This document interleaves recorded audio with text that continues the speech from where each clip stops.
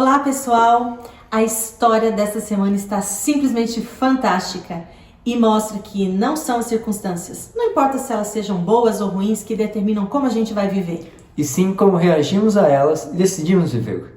Você está no canal Lamed, onde você estuda a Bíblia de um jeito diferenciado. Agora, antes de começar o vídeo, já se inscreve aqui no canal, deixa o seu like e agora vamos pro vídeo.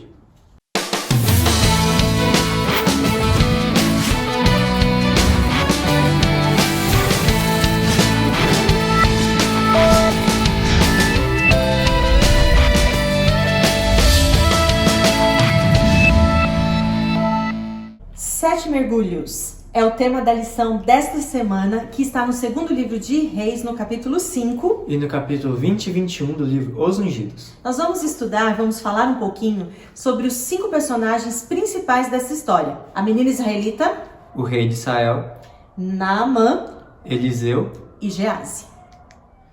Então vamos lá, a primeira personagem, a menina israelita. Síria e Israel estavam constantemente em guerra. E numa das invasões da Síria a Israel, eles levaram muitas pessoas como escravos. Entre essas pessoas estava uma menina que foi levada para servir na casa do comandante do exército da Síria. Ela devia ser diferente das outras pessoas, porque em vez de ficar triste, chorando pelos cantos, revoltada, ela decidiu dar um testemunho poderoso a respeito do Deus em quem ela acreditava. Essa menina demonstrou mais fé no Deus que ela acreditava que o próprio rei de Israel. A gente fica pensando, né, Mateus?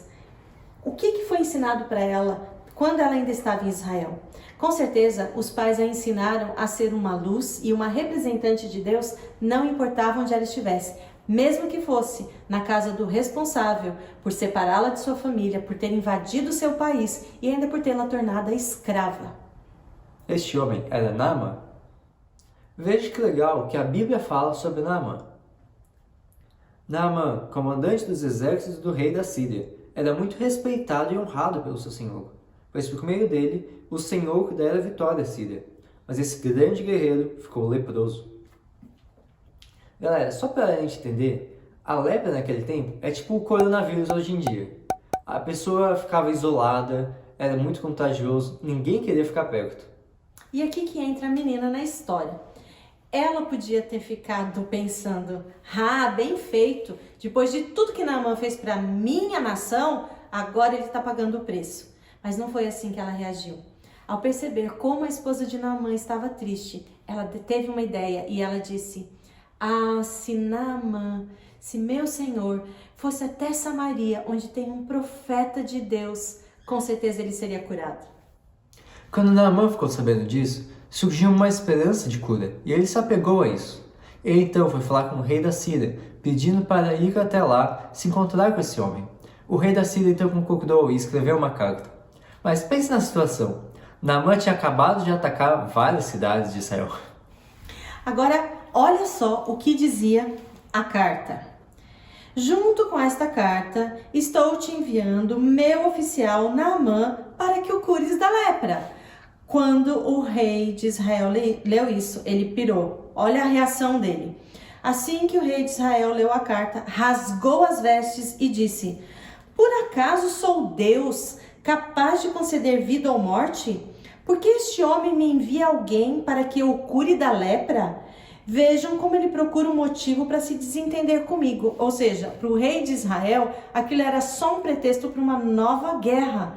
Ele se esqueceu completamente de que quem poderia fazer um milagre era Deus. E aqui nós vemos o terceiro personagem, que é o rei de Israel. Ele podia muito bem ter falado, ok, vamos te curar. Nós temos aqui um profeta, um santo homem de Deus, que pode te curar. Mas ao invés disso, ele ficou muito revoltado e simplesmente achou que fosse tudo uma conspiração contra ele. E é aqui que entra o quarto personagem. Quando Eliseu soube da reação do rei, ele ficou indignado e disse, eu não acredito que você rasgou as suas vestes. Diga para Naamã vir até a minha casa, porque ele precisa saber que aqui em Israel há sim um profeta verdadeiro de Deus. Naamã então foi até Eliseu com toda a sua comitiva, levando presentes. Vários presentes. Mas quando ele chegou lá, ele ficou bem decepcionado, pois o profeta nem saiu para falar com ele. Ele simplesmente mandou um recado através de um servo, dizendo que ele devia se banhar 7 vezes no Rio Jordão. Naamã ficou indignado com aquilo.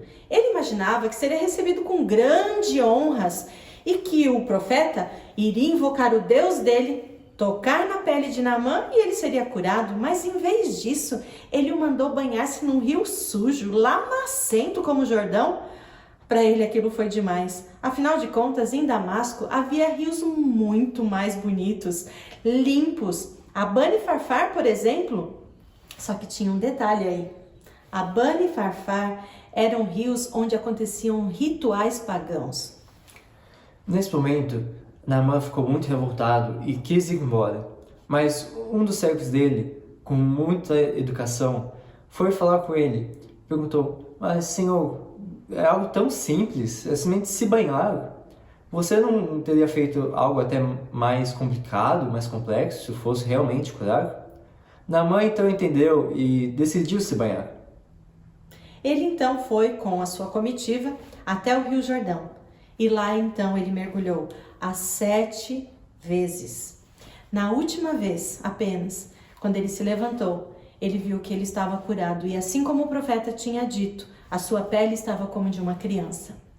Um milagre desse não podia ficar sem reconhecimento. Então Naamã e toda a sua comitiva foram até a casa do profeta novamente. Dessa vez o profeta falou com eles. Naamã então insistiu que ele aceitasse todos os presentes que ele tinha trazido. Mas Eliseu disse exatamente assim: juro pelo nome do Senhor a quem sirvo, que nada aceitarei. Isso mostra que um milagre não pode ser comprado. Quando Naamã, então, entendeu o que Eliseu estava dizendo, ele fez uma proposta. Ele disse, pelo menos me deixe levar 2 mulas carregadas com terra daqui de Israel, para que quando eu estiver na minha nação, na minha terra, eu faça ali o altar e coloque essa terra. Era um costume do Oriente, como se você levando um pouco da terra, você estivesse levando também o Deus daquela nação. E aqui nós vemos o 5º personagem, Geazi, o servo de Eliseu. Depois de toda a situação, Naamã já estava indo embora, pois já havia sido curado e também já tinha reconhecido que Deus era Deus. Mas Geazi teve o mesmo espírito de Judas e cobiçou todos aqueles presentes. Ele achou que Eliseu tinha sido muito bom com aquele sírio. Então ele saiu de fininho e foi atrás de Naamã. Quando Naamã viu que Geazi estava se aproximando, ele parou e disse, está tudo bem? Aconteceu alguma coisa? E Geazi então mentiu. Ele disse, sabe o que é? É que acabaram de chegar 2 profetas lá em casa e Eliseu mudou de ideia. Será que você pode entregar só uma parte desses presentes? Naamã foi ainda mais generoso e deu até mais do que Geazi pediu. Ele então pediu que seus servos acompanhassem Geazi. Quando Geazi chegou perto da sua casa, ele despediu os servos, escondeu os presentes e entrou em casa. Assim que ele entrou, Eliseu falou, o que você fez, Geazi? Você acha que eu não soube o que aconteceu? Dá a entender que ele viu em visão tudo que Geazi tinha feito. E ele então deu o castigo e falou assim, como uma punição divina, a lepra que Naamã foi curado será passada para você e seus descendentes. Geazi sofreu as consequências e junto com ele os seus descendentes. Sua família inteira ficou leprosa. Agora que nós conhecemos esses 5 personagens e vimos como a história deles se entrelaçou, a gente pode tirar 5 lições também preciosas de cada um deles. Começando com a menina israelita. Ela teve um coração bondoso, teve muito mais fé e confiança em Deus do que o rei de Israel e pôde dar um testemunho poderoso do Deus a quem ela servia e acreditava. O que será que aconteceu depois que Naamã voltou para a Síria? O que será que aconteceu com a história dessa menina? No céu a gente vai saber. Sobre Naamã, ele deixou o orgulho de lado, se humilhou e se entregou a Deus. Ele recebeu uma bênção muito grande por isso. Ele foi curado da lepra, uma doença incurável. Ele começou a seguir o Deus de verdade e com certeza teve uma melhora muito grande na sua vida. O terceiro personagem foi o rei de Israel. Que vergonha! Ele que estava ali como um representante de Deus, poderia ter sido a pessoa usada para apresentar o Deus verdadeiro a Naamã, mas teve uma atitude covarde. Mesmo assim, Deus tomou a situação nas mãos e trouxe uma grande bênção para as pessoas envolvidas. E Eliseu, esse santo homem de Deus, que a gente aprendeu a admirar cada vez mais, ele se mostrou muito humilde e ele também recusou os presentes porque ele não precisava deles. Ele já tinha algo muito mais importante. O verdadeiro presente que ele recebeu foi a porção dobrada do Espírito. E Gease, que infelizmente fez um mau uso de todas as oportunidades que ele teve, andou com Eliseu. Quantas vezes ele podia ter aprendido a humildade, não ter ganância, mas ele fez escolhas diferentes. A cobiça, a mentira e depois as sérias consequências, a lepra, que também passou para os seus descendentes. Assim, a gente entende e percebe que não são as circunstâncias. Lembram no início do vídeo? Nós precisamos escolher e nós precisamos viver de acordo com aquilo que a gente acredita e ter fé, ter esperança, gratidão no coração, para que todas as pessoas à nossa volta entendam e reconheçam em nós representantes do Deus verdadeiro também. Mas a história não termina por aí. Não deixe de ler no capítulo 21 do livro Os Ungidos a continuação dessa história, que conta as últimas histórias que a Bíblia relata sobre Eliseu.